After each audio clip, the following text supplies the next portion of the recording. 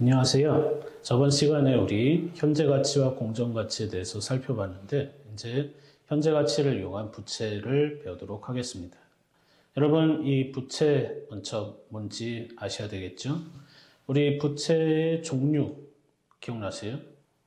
기억 안 나죠? 우리 부채 뭐 별로 배운 게 없어요. 사실 뭐 배웠나요? 일단 차입금 배웠습니다. 차입금 기억나시죠? 처음 분기할 때 은행에서 돈 빌리는 거. 또 부채 배운 거 뭐 있어요? 두 가지 있는데 기억나시나요? 바로 미지급이 들어간 말, 그 다음에 선수가 들어간 말이 부채죠. 미지급 비용 또는 미지급금, 아직 지급하지 않았으니까 지급할 의무가 있는 거죠. 선수금은 돈을 미리 받았지만 앞으로 지급해야 될 재화나 용역이 있는 상황을 말합니다. 미지급에서 중요한 부분을 우리 영업활동에서 뭐라고 했죠? 매입 채무라고 했습니다. 자, 그래서 부채 사실 배운 게 이게 다예요. 이외에 뭐 가수금이라든지 예수금을 배우긴 배웠는데 뭐 이건 중요한 뭐 예수금은 중요하지만 가수금은 옛날에 있어서는 안 된다는 개정이라고 했었죠. 가짜로 지급한 가짜로 받은 거니까 아직 확정되지 않았다는 뜻이잖아요. 그러니까 기말 재무제표는 나오면 안 되겠죠. 자, 이게 지금까지 배운 부채의 단데 먼저 우리가 부채의 정의를 한번 살펴보도록 하죠. 자, 부채 정의도 배웠던 내용입니다.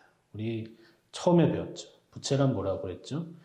과거 사건의 결과로 발생한다. 이거는 자산이랑 똑같죠. 그리고 경제적 자원이 미래에 유출되거나 또는 사용됐다. 그리고 현재의 의무가 있다라고 했습니다. 그래서 과거, 현재, 미래 말이 다 들어가 있는데 결국 최근에 이 재무보고 개념체계에서는 미래라는 말을 뭐 많이 쓰진 않기 때문에 결국 과거 사건의 결과로 우리 기업이 상대방에게 경제적 자원을 제공할 현재의 의무라고 보통 얘기하죠. 그래서 가장 중요한 말은 뭐라고 그랬죠? 의무라고 했죠. 뭔가를 해줘야 된다. should be가 들어가면 무조건 부채일 가능성이 높습니다. 예를 들어 제가 물건을 팔고 하자 보수를 해줘야 된다. 예를 들어 뭐 옷이 찢어지면 고쳐줘야 된다. 실제로 회계 처리에 보증 채무가 발생합니다. 또 우리가 게임을 팔았습니다. 게임 회사로. 그러면은 현금을 받았지만 앞으로 몇 년 동안 뭐 게임에 대한 패치라든지 아니면은 서버 증설이라든지 이런 의무가 남아있다면 역시 이연수익, 선수수익으로 회계 처리를 해줘야 되죠. 자, 그래서 이렇게 뭔가 해줘야 된다가 들어가면 부채가 발생할 가능성이 높아요. 우리가 소송에 패소해서 예를 들어 우리 회사가 유조선을 싣고 가다가 바다에 침몰했어요. 그래서 법적 소송에서 패소할 가능성이 거의 확실합니다. 뭔가 해줘야 돼요, 앞으로. 거기 주민들이나 환경을 복구시키는데 그러면은 해줘야 될 의무가 있죠. 그러면은 역시 충당부채가 발생하게 되죠. 자, 그래서 우리 이 부채 정의를 잘 기억하시는데 의무가 굉장히 중요한 말이다라는 걸 기억하시고요. 자, 그 다음에 부채 종류. 크게 금융부채와 비금융부채로 나눌 수 있는데 금융부채는 이렇게 말 그대로 금융이라는 게 뭐죠, 여러분? 금융이? 파이낸스. 금융이 뭐예요? 간단해요. 자금을 융통하다. 자금을 빌리다. 이런 뜻입니다. 돈을 조달하는데 금융이라고 하는 거죠. 별거 아니죠, 여러분? 그래서 이런 매입채무나 차입금이나 사채는 자금을 조달하기 위해서 발생하는 부채이다라고 생각하시면 되고요. 비금융 부채는 뭐냐면 우리가 꼭 돈을 조달하려고 한 건 아닌데 뭔가 의무가 발생한 거죠. 퇴직급여. 이건 뭘까요? 직원이 퇴직하면 우리 퇴직금을 줘야 될 의무가 있죠. 그렇죠? 돈 빌리려고 퇴직금 뭐 어떻게 한 거예요? 아니죠? 충당부채, 아까 잠깐 얘기했지만, 뭐 소송에서 패소하거나, 아니면 고객이 쌓는 포인트를 이렇게 모아놓는다든지, 그런 것들이 바로 이런 부채라고 할 수 있죠. 돈을 벌려고 하는 건 아니라는 거죠. 자, 그래서 이렇게 크게 둘로 나눌 수 있고요. 유동부채와 비유동부채는 아시겠죠? 1년 안에 갚아야 되는 건 유동부채. 1년을 넘어가서 갚아도 되는 건 비유동부채라고 할 수 있습니다. 자, 그래서 이렇게 다양한 부채들이 있는데 여러분이 지금까지 배운 부채, 매입채무, 그 다음에 미지급금, 선수금, 차입금 이거 외에도 뭐 충당부채나 퇴직급여 뭐 이런 것들은 나중에 우리 중급회계에서 배우면 됩니다. 여러분 이런 게 있다는 정도만 알면 되고요. 제일 중요한 거는 우리가 자금을 조달하는 데 있어서 은행에서만 자금을 조달하는 게 아니에요. 은행에서 돈 빌리러 가보세요. 진짜 치사하죠. 막 온갖 서류 가져오고 뭐 소득증명 띄워야 되고 또 뭐 기업 같은 경우는 재무제표 가져오라고 그러고 갔더니 감사받아서 오라고 하고 뭐 별소리 다 합니다. 그래서 눈물을 흘리니까 이 기업이 돈을 빌릴 때 나 치사해서 은행에서 안 빌릴래. 내가 직접 조달할래. 라고 하는 게 바로 회사채라고 합니다. 보통 줄여서 사채라고 하는데 여러분 이 사채 발행 회계 처리가 생각보다 조금 까다롭습니다. 자, 그걸 이유와 이 회사채가 뭘 뜻하는지 한번 알아보죠.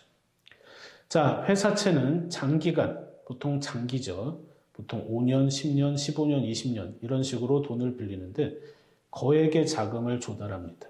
왜 거액이냐면 이걸 증권으로 만들어서 쪼개서 팔기 때문에 다수의 사람들이 살 수 있으니까 만약에 다 인수만 된다면 상당한 금액을 취득할 수 있죠.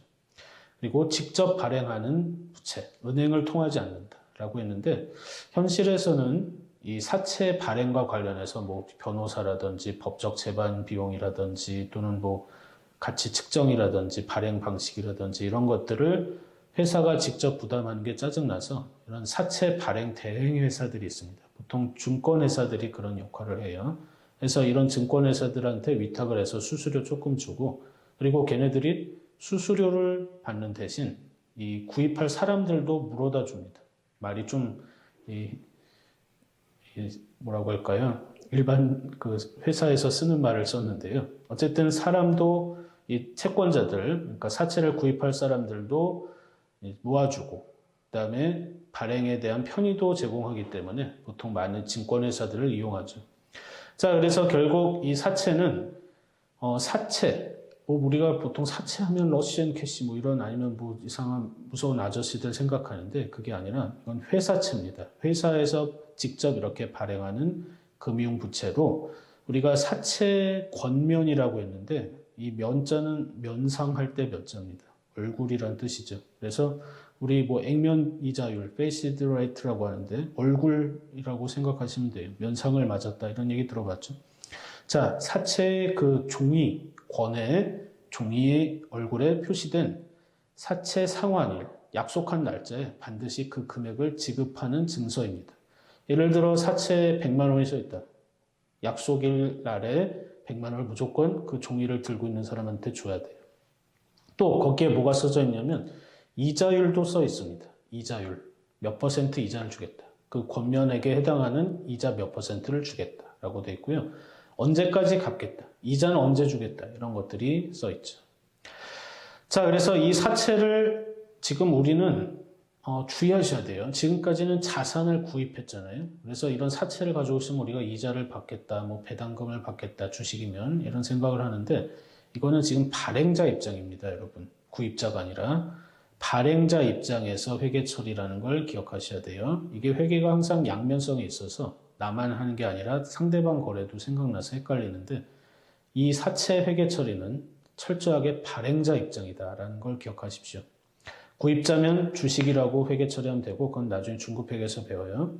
자, 사채의 그러면 우리가 발행자 입장에서 미래 현금 흐름이 무엇이 있는지 한번 살펴보면 자, 간단해요. 이 사채에 써져 있는 이자가 있습니다.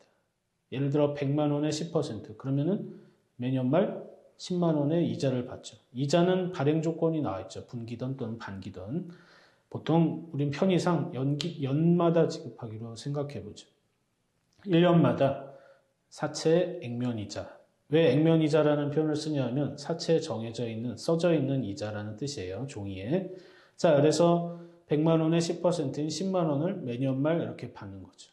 또한 원금, 뭐라고 그랬죠? 사채 권면에 써져 있는 100만 원. 그 금액도 받을 수 있죠. 자, 그래서 결국 이자 3번, 만약에 3년이라면 이자 3번 10만 원, 10만 원, 10만 원.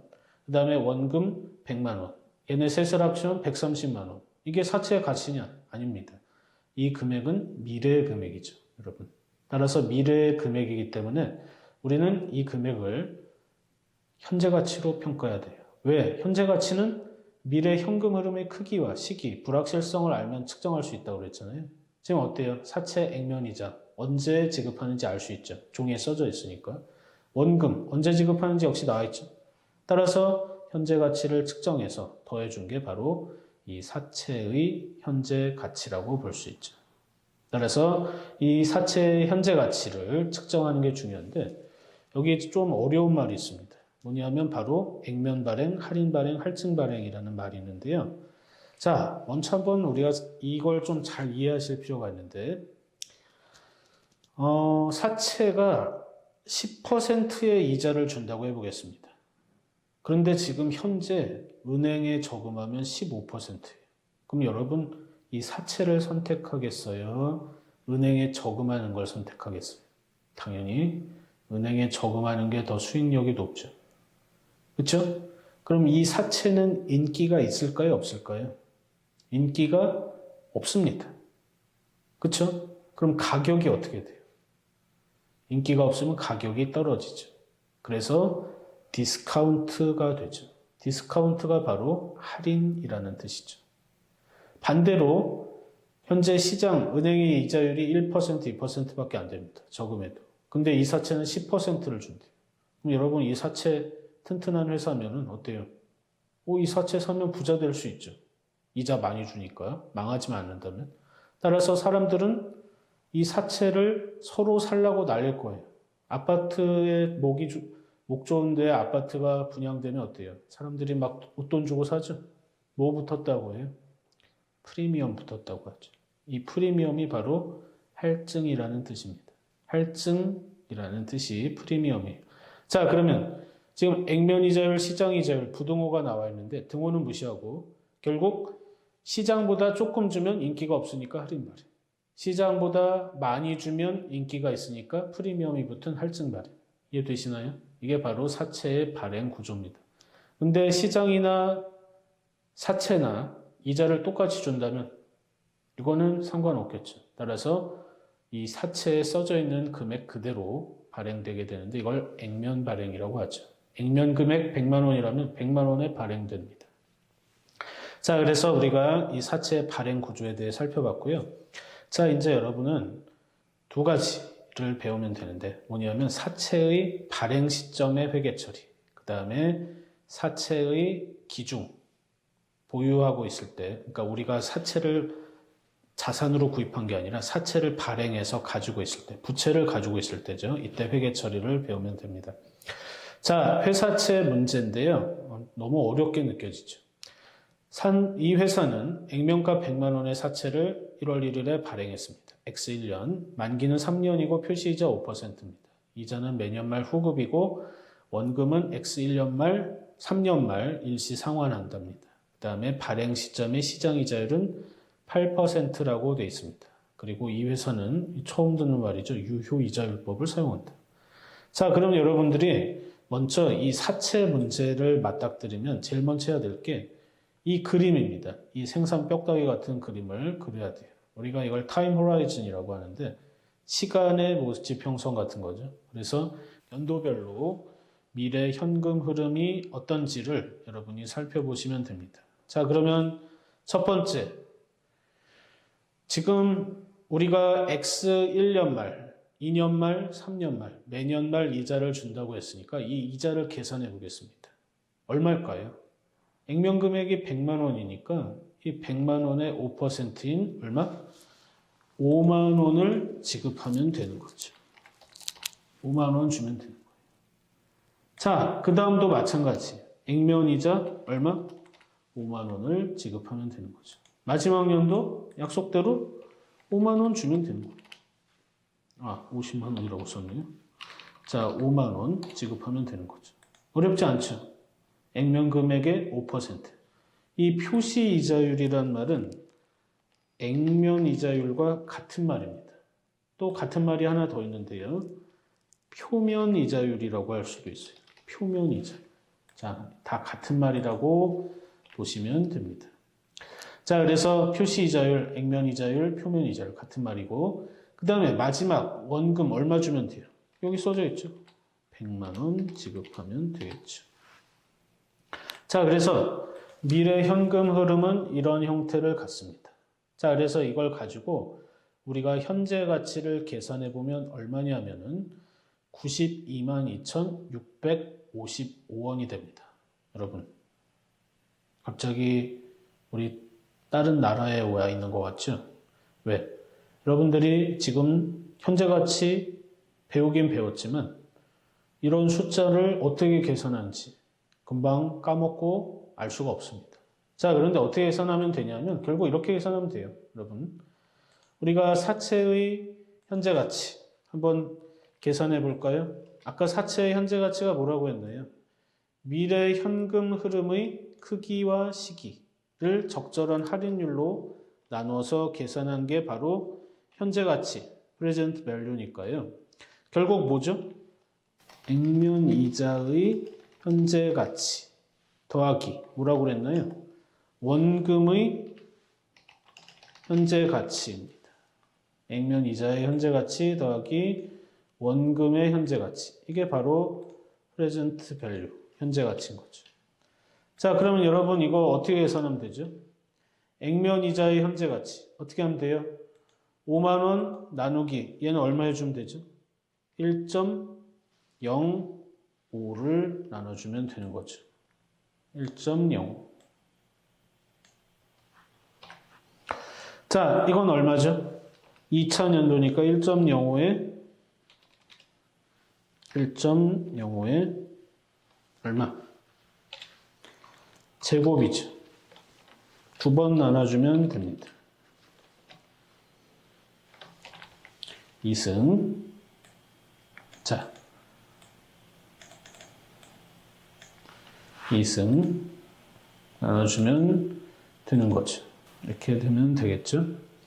자, 그 다음에 얘는 어때요? 액면이자 5만원 나누기 1.5에 3승 해주면 되는 거죠. 마찬가지로 원금도 어떻게 해주면 돼요? 100만원 나누기 1.05에 3승 해주면 됩니다. 자, 그래서 이 금액을 전부 다 합친 금액이 바로 현재 가치고요. 그 금액이 얼마? 92만 2,655원입니다. 92만 2,655원이 되는 거죠. 자, 그래서 우리가 현재 가치를 계산했는데 이 삼각표라고 하는 이 표는 잠깐 생각하지 마시고요. 회사채 발행 시점의 회계 처리부터 보겠습니다. 자, X1년 초 회계 처리를 보시죠. 지금 우리는 현금 얼마를 받았죠? 92만 2,655원. 발행자 입장입니다. 우리는 이 사채를 발행해서 이 사채를 구입한 사람으로부터 92만 2,655원이라는 현금을 받습니다. 무슨 발행이죠? 액면 금액보다 어때요? 커요, 적어요? 디스카운트 됐죠. 할인 발행입니다. 자, 그러면 사채 100만 원이라고 썼고요. 여기 사채 할인 발행 차금이라고 썼죠. 이 사채 할인 발행 차금이 도대체 뭐냐? 이런 생각을 할 수가 있을 거예요. 사실은 여러분, 이 부분을 이렇게 하셔도 무방해요. 사채 992만 2,655원. 이렇게 회계 처리해도 무방합니다. 자, 그런데 왜 이렇게 썼을까요? 자, 현금은 자산이고 사채는 부채죠. 92만 2,655원. 자, 그런데 이렇게 회계 처리를 하면은 역시 두 가지 문제가 생깁니다. 첫 번째는 이 사채 무슨 발행을 했니? 액면 발행이니? 할인 발행이니? 할증 발행이니? 알 수가 없어요. 두 번째, 이 사채 액면 금액은 얼마니? 알 수가 없죠. 이것도. 우린 단지 현금이 얼마이고 부채의 현재 가치가 얼마인지만 알 뿐이죠. 자, 그래서 이 회계 처리를 이렇게 쓰지 않고 액면 금액 100만 원과 대손충당금이나 감가상각 누계액처럼 사채 할인 발행 차금이라는 차감적 평가 계정. 이번에는 부채의 차감적 평가 계정이에요. 부채의 차감적 평가 계정인 사채 할인 발행 차금 77,345원을 쓰니까 여러분 어때요? 이 사채는 무슨 발행? 할인 발행을 한 걸 알 수 있구나. 액면 금액이 1,100만 원이니까 현금을 덜 받았죠. 따라서 할인 발행이 되는 걸 알 수 있습니다. 두 번째, 액면 금액이 얼마다? 100만 원인 거 알 수 있죠. 자, 그러니까 어때요? 정보 이용자 입장에서는 더 많은 정보를 제공하고 있죠. 자, 그래서 지금 우리가 이렇게 대손충당금이나 감가상각노계획처럼 사채 할인 발행 차금이라는 계정 과목을 쓰니까 어때요? 정보 이용자 입장에서 더 많은 정보를 전달한다. 단 우리가 이 사채 할인 발행 차금은 차변에 있다고 하더라도 어때요? 옮겨 적을 때는 부채 쪽에 옮겨 적어야 됩니다. 부호는 역시 어떻게 될 거예요? 바뀌게 되겠죠. 따라서 사채에서 사채 할인 발행 차금을 차감한 922만 2,655원 이렇게 보고될 거예요. X1년 초에. 자, 그러면 이제 우리가 회계 처리는 해봤어요. 발행 시점의 회계 처리. 그러면 여러분들이 이제 또 알아야 될 게 하나 있죠. 뭘까요? 이 사채 할인 발행 차금이 도대체 뭘까? 이 사채 할인 발행 차금은 일단 여러분 한번 생각해 보세요. 자산은 아니죠. 그렇죠? 경제적 효익이 있어야 되는데 그런 게 아니잖아요. 그럼 뭘까요? 얘는 자꾸 말씀드리지만 부채의 마이너스 계정이라고 했죠. 대손충당금이나 감가상각노계획이 자산의 마이너스 계정인 것처럼 사채 할인 발행 차금도 부채의 마이너스 계정입니다. 자, 그러면 이게 도대체 어떤 성격을 지니고 있나? 일단 여러분 기분을 생각해 보세요. 우리가 발행자인데 액면 금액 100만 원짜리 사채를 발행해서 92만 2,655원밖에 못 받았죠. 기분이 좋아요, 나빠요? 좋아요? 아니죠. 나쁘죠. 돈을 조금 받아서. 그래서 어떻게 보면 이 사채 할인 발행 차금은 비용의 성격을 가지고 있습니다. 근데 비용 처리하면 안 돼요. 왜? 우리는 사채를 몇 년간 보유하죠? 3년. 보통 어떻다고 그랬어요? 5년, 10년, 15년, 20년 막 이렇게 보여야 한다고 그랬죠? 그럼 이 사채 발행 차금을 전부 다 올해 받았을 때 비용 처리하면 여러분 문제가 생깁니다. 어떤 문제가 생길까요? 비용이 너무 과다하게 인식되죠. 따라서 이 사채 할인 발행 차금을 우리 사채 보유하는 3년 동안 나누어서 인식하자. 이게 사채의 가장 중요한 회계 처리 목적입니다. 이 사채 할인 발행 차금을 3년 동안 나누어 인식하자. 자, 근데 보세요. 답을 보시면 3년 동안 어때요? 금액이 점점 올라가고 있죠. 사채 발행 차금이 커지고 있습니다. 자, 이 이유는 뭘까요? 그럼 왜 간단하게 그냥 3년으로 나눠서 인식하면 되지 않냐?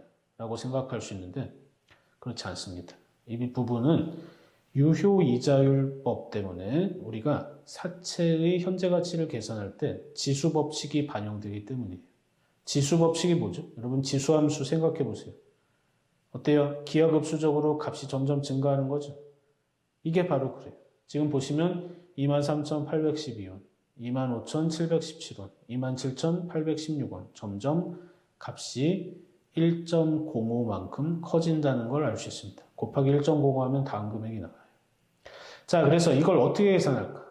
여러분들이 고민할 수 있는데 이게 바로 이 위에 삼각표에서 계산이 되죠. 지금 보시면 23,812원 이 금액을 곱하기 1.05 하면 다음 금액인 25,717원이 되고요. 다음 금액인 1.05 다시 곱하면 27,816원이 되죠. 자, 근데 이 삼각표를 만들 때 여러분 되게 기계적이에요. 일단 제일 먼저 할 거는 자, 로직을 외워야 돼요. 첫 번째 칸에는 우리 날짜를 씁니다. 날짜, 이 생성 가시에 해당하는 날짜 1월 1일 X1년 말, X2년 말, X3년 말을 쓰죠. 그 다음에 유효이자, 같은 말, 시장이자라고 생각하세요. 지금은. 그 다음에 표시이자, 이건 액면이자랑 같은 말이라고 그랬죠. 표시이자는 미리 채워넣을 수 있어요. 첫날은 이자가 없지만 우리 약속대로 얼마씩? 5만 원씩 채워넣을 수 있죠. 자, 그 다음에 상가객은 일단 뭔지 몰라도 됩니다. 이 상가객은 결국 사채 할인 발행 차금을 3년 동안 나누어줄 금액, 삼각표니까 이 상가객이 제일 중요한 정보겠죠. 그 다음에 장부가액은 현재 가치를 뜻합니다. 그래서 1월 1일 922,650원이 되고요. 마지막에 이자 지급하고 나오면 액면 금액으로 환산돼요. 100만 원. 그래서 우리가 이 금액을 일단 써주고요. 자, 이제 어떻게 하냐면 X1년 1월 1일 장부가액 922,650원에 곱하기 지금 유효이자, 시장이자라고 했는데 우리 몇 퍼센트인가요? 5%죠. 5%를 곱해주면 돼요. 9265를 곱하면 73812가 됩니다. 자, 이 금액에서 5만 원을 차감하면 상가액이 돼요. 다시 말해서 이 상가액은 유효이자 빼기 표시이자예요. 73812에서 5만 원을 차감하니까 23812가 됩니다. 자, 그리고 이 장부가액은 92265에다가 23812, 다시 말해서 직전 연도 장부가액에 당기 상가액을 더하면 당기 장부가액이 되죠. 자, 그래서 여러분들이 이 금액을 더하고 다시 계산하면 이 금액이 되는 거죠. 자, 이해되시나요? 이 짓을 반복하면 됩니다. 946, 467에 다시 5% 곱하면 75717이 되죠. 빼기 5만 원 하면 25,717. 자, 그 다음에 어때요? 이걸 다시 25717에다가 946, 467을 더하면 여러분 972, 184가 됩니다. 반복적이죠. 다시 이걸 그대로 사용하면은 여러분 뭐가 되는 거예요? 100만 원이 됩니다. 자, 그래서 삼각표 작성하는 방법 배웠죠? 그럼 여러분 보세요. 너무 쉬워요. 이자 비용. 여러분 회계에서 이자 비용은 나중에 이 말을 기억해 놓으세요. 항상 유효이자 비용을 의미합니다. 유효이자 비용 삼각표에서 찾아보세요. 73812죠. 이거 그대로 써주면 돼요. 그리고 우리는 약속대로 현금 5만 원 지급하고 삼각표에 나온 상가액, 사채 할인 발행 차금 23,812원 써주면 됩니다. 여기 나와 있죠? 자, 그 다음에 X2년 말도 역시 삼각표에 나온 X2년도 이자 비용, 유효 이자 비용 75,717원 써주면 돼요. 현금 5만 원 지급하고 그만큼 사채 할인 발행 차금을 비용 처리하는데 이자 비용에 포함시켜서 비용 처리하는 거죠. X3년 말도 삼각표에 나온 그대로 써주면 됩니다. 그리고 마지막에는 원금 100만 원을 상환하고 끝나죠.